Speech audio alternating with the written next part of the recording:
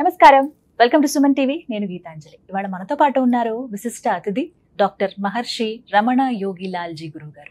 నమస్కారం గురువు గారు. అమ్మా, యాక్చువల్గా వరలక్ష్మి వ్రతం అంటే ఏదేదో చేస్తుంటారు. ఏదేదో కాదు, మీకు వీలున్నంత వరకు కమలం పూలు తీసుకొచ్చి పూజ చేయాలి అమ్మవారికి. మందార పూలు తలలో పెట్టుకోవాలి. అమ్మవారికి గులాబీ రంగు, ఎరుపు రంగు అంటే ఇష్టం. 11 మందార పూలు ఎవరైతే మందార పూలతో పూజ చేసుకొని తలలో పెట్టుకుంటారో వాళ్ళకి జీవితాంతము ఒక గొప్పదనం ఏర్పడుతుంది. అలాగే ఏదైనా అనారోగ్యాలు ఉన్న ఇబ్బందులు ఉన్నా ఆ మందార పూలని రాత్రి అక్కడే ఉంచుకొని తెల్లారి దాన్ని గ్రైండ్ చేసి దాంట్లో కొద్దిగా పసుపు కలిపి, అంటే పసుపు కుంకుమ లాగా అవుతుంది అనమాట.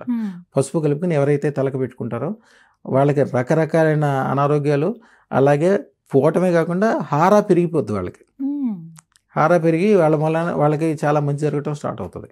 వరలక్ష్మి వ్రతం రోజున పాటించాల్సిన నియమాలలో మెయిన్గా ఇది ఒకటి. మందార పూలు ఎట్లయినా సంపాదించాలి వాళ్ళు.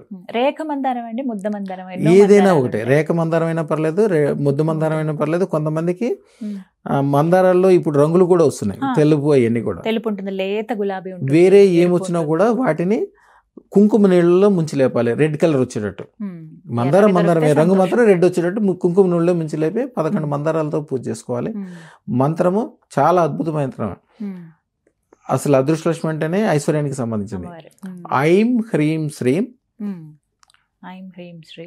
అదృష్ట మహాలక్ష్మి సర్వ ఐశ్వర్యం తక్షణం దేహి ప్రేచ్ఛ స్వాహ.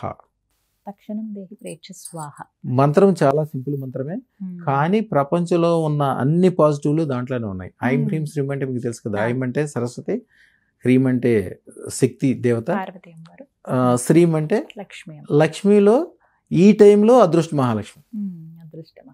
అదృష్ట మహాలక్ష్మిలో ఈ అష్టలక్ష్మి అంటారు. అష్టలక్ష్మిలో మళ్ళీ పాజిటివ్ నెగిటివ్లు ఉంటాయి. అదృష్ట Mahalakshmi only positive, purely positive. అనుగ్రహ దేవత. ఎటు చూసినా బంగారాలే ఉంటాయి, ఎటు చూసినా అద్భుతాలు ఉంటాయి. ఈ రోజుల్లో చేయాల్సినవి కూడా చిన్న నియమాలు ఉంటాయి.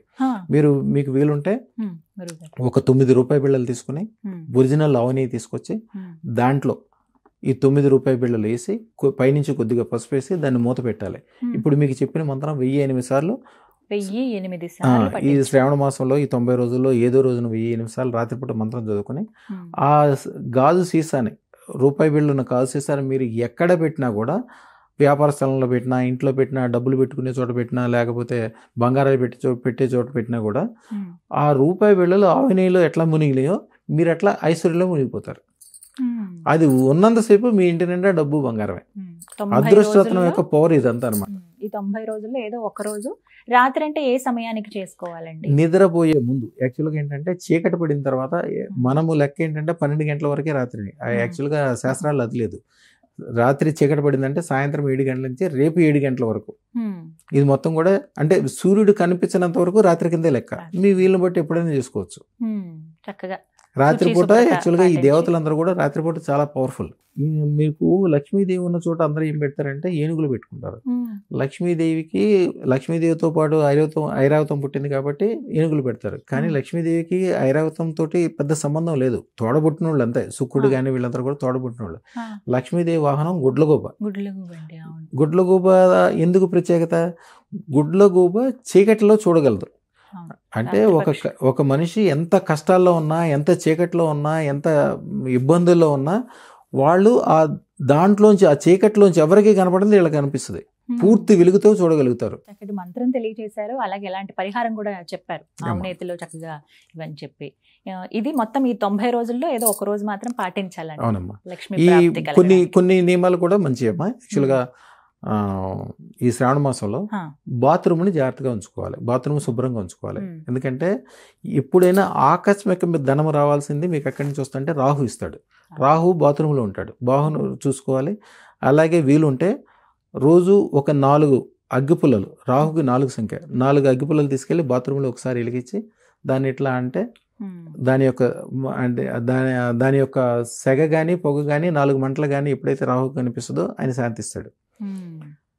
అలాగే ఇంకొక మంచి ఉపయోగం కూడా చేస్తారు. మంగళవారం పూట నిమ్మకాయలతోటి మంచిగా దీపం వెలిగించి, అది యాక్చువల్గా దుర్గాదేవి ఆలయంలో కానీ పోచమ్మ ఆలయంలో కానీ పెడతారు. కానీ అది బాత్రూంలో పెట్టగలిగితే అది ఇక కొంతకాలం పాటు మీరు ఆకస్మికమైన ధనం వచ్చేదానికి అడ్డం ఉండదు. మంగళవారం రోజు అండి, సమయం ఉంటుందండి దీనికి? జనరల్గా మార్నింగ్ చేస్తారు, లేకపోతే చీకటి పడ్డాక చేస్తారు. ఒక్క దీపం చాలు, ఒక్కది, ఒక్క నిమ్మడప్పులో ఒకటే. ఏ వీలుంటే నువ్వుల నూనె లేకపోతే కొబ్బరి నూనె, ఈ 2 నూనెల్లో మీరు అత్తరు కూడా కలపగలిగితే చాలా బాగుంటుంది. అత్తరు కలిపింది 2 ఒత్తులు వేయాలండి, 2 ఒత్తులు వేసి దీపం వెలిగించాలి. ఇవి పరిహారాలు అఖండ ప్రాప్తికి ఈ శ్రావణ మాసంలో. శ్రావణ మాసంలో చాలా పరిహారాలు ఉంటాయమ్మా. మీ చెయ్యి బంగారు చెయ్యిగా మారాలన్నా, అద్భుతాలు జరగాలన్నా, శని కూడా, సూర్యుడు కూడా, శుక్రుడు కూడా అనుకూలం అవ్వాలంటే కూడా మీ గోళ్ళకి ఎప్పుడు గోళ్ళ రంగు వేసుకోవాలి. రెడ్ కలర్ కానీ గులాబీ రంగు కానీ దానికి దగ్గరలో ఉండే. మీ గోళ్ళు చూడండి ఎప్పుడు కూడా పద్మాల్లాగా ఉంటాయి. గోళ్ళకి పద్మం రేకులు ఎలా ఉంటాయి అలా ఉంటుంది. పద్మం రేకులకు ఉండే దగ్గరకు ఉండే కలర్ జనరల్గా గోరింటాకు పెట్టుకుంటారు. ఈ రోజుల్లో సాధ్యం కాదు కాబట్టి గోళ్ళకి రంగు కంపల్సరీ ఈ రోజుల్లో వేసుకోవాలి. వేసుకుని పొద్దున్నే మీకు ఇందాక ఇచ్చిన మంత్రం ఏదైతే ఉందో ఆ మంత్రాన్ని 108 సార్లు చదువుకుని అదే చేత్తో కొద్దిగా కుంకుమ లక్ష్మీదేవి మీద వేసి, ఈ రోజుల్లో పాటించాల్సింది ఒక బ్రహ్మాండమైన సూత్రం ఉంటుందమ్మా, ఒక అద్భుతం అది. రోజు పొద్దున్నే మీరు ఎలా అయినా భోజనం వండుతారు, బియ్యం. లక్ష్మీదేవికి ఎప్పుడు అన్నం అంటే ఇష్టం ఆవిడకి. ఆవిడ పాల సముద్రం నుంచి పుట్టింది కాబట్టి పాలు అంటే ఇష్టము. ఆవిడ పద్ధతి అంతా స్వీట్కి సంబంధించి కానీ స్వీట్ అంటే ఇష్టం.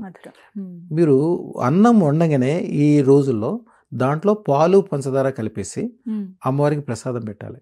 ప్రతి శుక్రవారం కొత్త కొబ్బరి బొండం తెచ్చుకోవాలి. అద్భుతమైన ధన లాభాలు రావాలి, ఇల్లంతా డబ్బులు కురవాలి, బ్రహ్మాండంగా ఉండాలంటే ఇంట్లో ఎటు చూసినా డబ్బులు ఉండాలి, ఎటు చూసినా సుఖం సంతోషం ఉండాలి. నాకు ఇది లేదు అబ్బో ఏంటి అటు చూసినా బంగారాలు కూర్చున్నాయని మీరు నిజంగా ఫీల్ అవ్వాలంటే, పొద్దున్నే లేచి ఆనందంతో గంతులు వేయాలనిపించాలంటే ఒకటే మార్గం.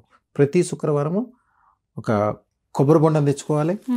రాత్రిపూట అమ్మవారి ఎదురుగుండా పెట్టాలి. దానికి ఒక చింత మంత్రం ఇస్తాం. మాకు ఒకసారి వాట్సాప్ చేసినా అడిగినది ఇస్తాం. ఆ తంత్రం 1 గంట సేపు ఉంటుంది. భార్యాభర్తలు ఎదురు కూర్చొని చేసుకోవాలి. ఇక ఆ ఇల్లే బంగారం. వాళ్ళు వెనక్కి తిరిగి చూసుకునేదే ఉండదు. వాళ్ళ జీవితంలో వెనక్కి తిరిగి చూసే సందర్భమే రాదు.